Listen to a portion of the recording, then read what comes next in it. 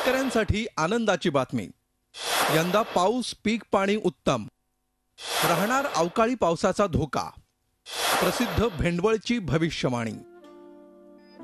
यंदाच्या पावसाचा अंदाज बुलढाण्यातल्या जळगाव जामोद मधल्या भेंडवळमध्ये असा वर्तवण्यात आला।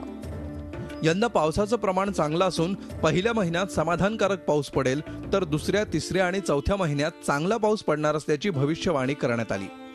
बघूया नेमकी कुठली पिकं चांगली होणार आहेत। कापूस, ज्वारी, तूर, तीळ हे पिकं चांगली होतील। मूग, उडीद हे पीक साधारण असेल, तर गहू, हरभरा आणि वाटाणा या पिकांचं सुमार उत्पादन होण्याचा अंदाज वर्तवण्यात आलाय।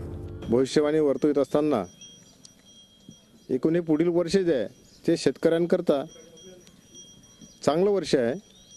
पावसाचं जे प्रमाण आहे चांगल्या प्रकारे पाऊस पडेल आणि चांगल्या प्रकारे पिकं सुद्धा येतील।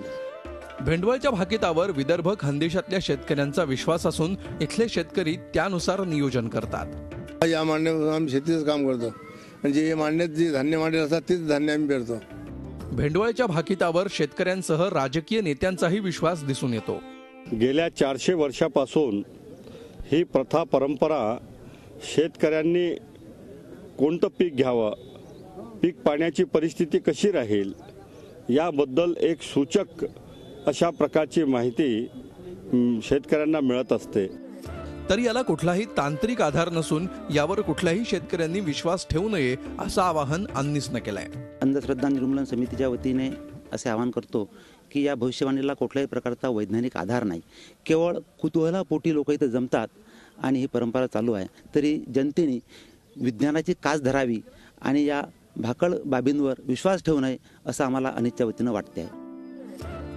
एकूणच हे सर्व अंदाज आहेत, त्यामध्ये किती खरे ठरतात हे येणारा काळच सांगेल। संतोष लोखंडे, झी मीडिया, बुलढाणा।